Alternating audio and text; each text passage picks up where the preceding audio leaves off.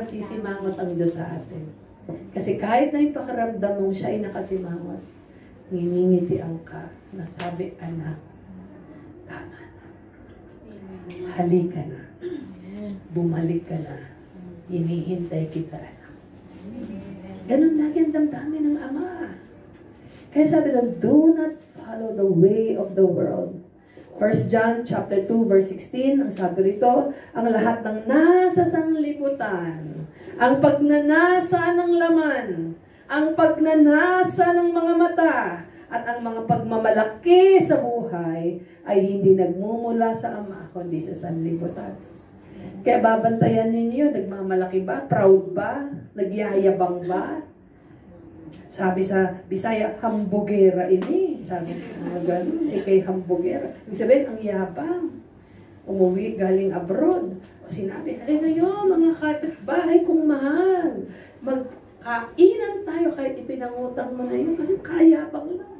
Sabi diyan, pagnanasa ng laman, pagnanasa ng mata. Ang ganito kasi sale. 3 for $10. Ang dami mo na nun! Hindi mo na alam kung saan may tatabi. Binuksan mo yung aparador mo, sumusuka ang maleta mo, hindi mo na alam kung may siksik. Huwag kayong mag-alala, guilty ako doon.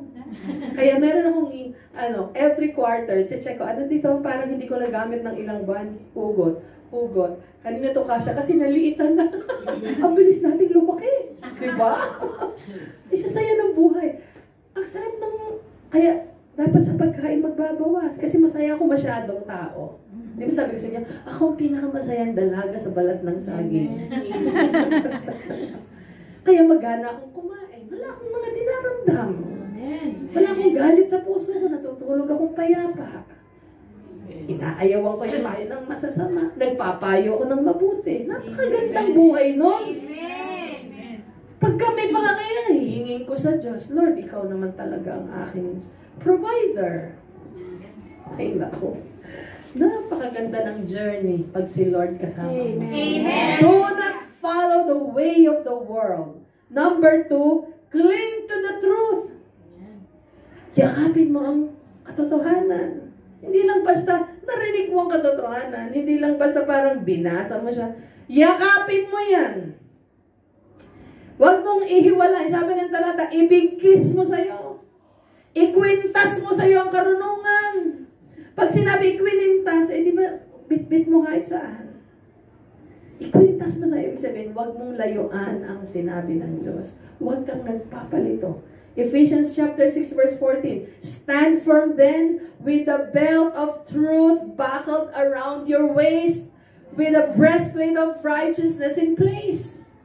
Isinisinturon daw sa mga bewang nating malalaki. Ako kasi. Kailangan ko large sa belt. Sabi doon, belt of truth buckled around you. Bigkis mo. Ibigkis mo siya sa sarili mo, ang katotohanan ng Diyos. So kung hindi base sa katotohanan, iwaksi mo. Hindi kasi ako mahal ng Diyos. O bakit inuulit-ulit ni Pastor Ping kanina na mahal ka ng Diyos kahit di mo nararamdaman? Kasi yun ang totoo. O ibigkis mo yun. Ang tao, magdidesisyon siya base sa kaalaman niya ng pagtanggap sa Diyos sa Kanya, sa pag-ibig ng Diyos sa Kanya. Kasi pag nag-guilty siya, hindi siya lalapit sa Diyos. Feeling niya, galit ang Diyos sa Kanya. Kaya, naglalamig. Ayoko kasi may nagsinungaling ako kaninang umaga. Ganun agad, galit sa akin ng Diyos. Huwag niyo isipin, galit ang Diyos lagi. Ang default. Understand? So, amen. Pag yan na-clear sa mind natin, yakapin mo ang totoo, mahal ka ng Diyos. Amen. Wala kang dapat gawin pa para mo mayabangan ng Diyos na, Lord, mahal ka na kaya ginagawa ko to.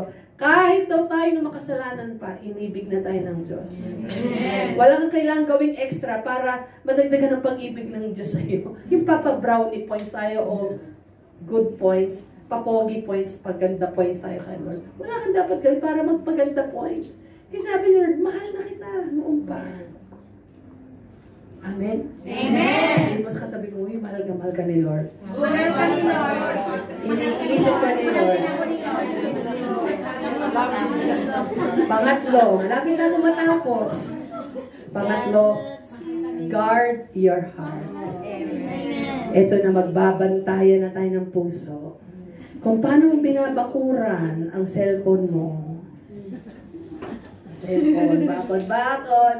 Huwag mo kung akin na yan, ba't mahawak ang cellphone mo? Ganon din daw pagbakod sa puso. Kung paano mo binabakuran si mister mo. Saan ka na punta? Mag-video tayo. Andito ako sa bahay. Kunan mo ng picture ng electric fan. Isend mo sa akin. Yung kaya, ano suot mo?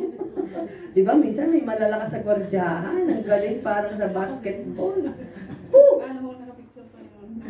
Sige, ganun. Sige, malaman ko nga kung totoong ikaw yan. Kunan mo nga sarili mo ng picture. Maghanap ka ng mag-iisip ako. Takure, ganun. Takure, kasi para hindi naka-ready yung kanyang mga picture. Ginawa ko to sa isang akala ko ay parang nag-i-scam. Pero pastor siya. Parang nangihingi siya ng tulong. Gusto ko siyang tulungan. Kaya lang gusto ko makasigurado kung siya nga yun. Diba? Tama naman. Fair. Ako, pastor, nasan ka ba gato? Nasan ka ba, pastor? Nasa bahay ako, kasama ko si Mrs. Ay, ganun ba? Naku, hindi ko pa nakikita mismo. Kumusta naman? Pasend naman ang picture ni Mrs. Mag-asawa ka na pala. Eto, ganyan. Pasensya ka na, nakapagtulog na kami, nakasando ako. Sabi ko, okay lang. Meron ba kayong, halimbawa, gano'n, ano ba itsura ng kusina ninyo? Malaman ko lang, pastor, kung ikaw talaga to, punta ka nga sa kusina niyo. O kaya, naku, kasama ko kasi anak ko. O sige, kunan mo yung anak mo, gano'n. Kadula-dula, na-confirm ko nga, hindi siya nanloloko. Hingi talaga siya ng tulong. O, di napadalang ko siya ng tulong. Guard your heart. Kung paano mo gina-guard ang ATM mo, ang cellphone mo, pag-aari mo ang anak mo. Ganon din ang puso. Sabi ng Proverbs 4:23, ang puso mo'y ingatang mabuti at alagaan. Pagkat yan ang siyang bukal ng buhay mong tinataglay. Yan ang sabi sa Tagalog. Guard your heart above all else, for out of it are the issues of life. Amen. Pag binantay mo yung puso mo, nagiging sink o lapat ang sinasabi ng bibig sa laman ng puso. Amen. Pagka binantayan mo yan, naglalapat yan, hindi yung parang, uy, kumusta bagong gupit ka, friend? Maganda ba? Napapangitan ka. Hindi mo sasabihin, oo, maganda naman, ikaw. Talaga lang. Pero sa puso mo, pangit. Pagupit ko ng maiksik. Ganun, bawal lang. Hindi sabihin mo, dahil pinam na yung puso mo, ayaw mong mapugarang ka ng mga kasinungalingan, di sabihin mo, naku friend, parang mas gusto ko yung dati mong baka siguro makakasanayan ko rin yan, na maiksi na yung buhok mo. Ganon. Ibig sabihin, anything, sabi nga sa Matthew chapter 15 verse 8, Jesus mentioned this. Pakinggan niyo to. These people honor me with their lips. I raise a hallelujah. These people close their eyes, they raise a hallelujah. Halimbawa dito, but their hearts are far from me. Tama yung sinasabi. Purihin ang Diyos. Thank you, Jesus. Ang ganda ng prayer, na memorya. Pero napakalayo ng puso sa Diyos. Sabi doon, ingatan mo ang puso mo na hindi malayo at magsingat. Telepono ko ba yung tunog ng tunog kanina pa? Hindi naman Kasi wala akong boyfriend eh. Dapat hindi ako.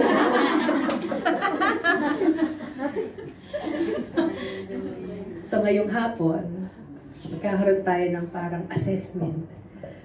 Hindi para tayo lagyan ng guilty feelings. Hindi tayo para lagyan ng kahihiyan. Kasi matagal na tayong hiyang-hiya sa Diyos. Lahat tayo nagkasala. Amen. At hindi natin kayang bayaran yung kasalanan natin. Tanging ang Diyos lang ang nagbayad. Buhay niya ang ibinigay para sa atin. Alam niyo lang itong naiisip. Sa 10 Commandments alone, nagkasala.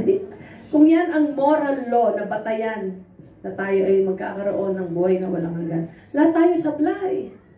Lahat tayo palpak, palya. Pero sabi doon, kabayaran ng kasalanan, kamatayan, lahat tayo ibubulid. Pero ang kaloob ng Diyos ay buhay na walang hanggan. Amen. Sa mga nanonood sa atin dito, baka kayo naitulak. Uy, panoorin mo yan si PH, kilala ko yan. Ito ang kauna-unahan yung pakikinig. at din ang naririto. Kung hindi kayo sigurado sa salvation ninyo, yung parang pagka natigo kayo mamaya, huwag naman sana mangyari, binangungot na sobrang kaya pagkain ng kwetaw, tapos di kayo nagising kinabukasan. Minsan ganun na yung nabangungot. Kayo may haharap sa Diyos ng handa ba kayong lahat? Kung hindi handa, ngayon pwede lang sabihin, Lord, gusto kong maging handa.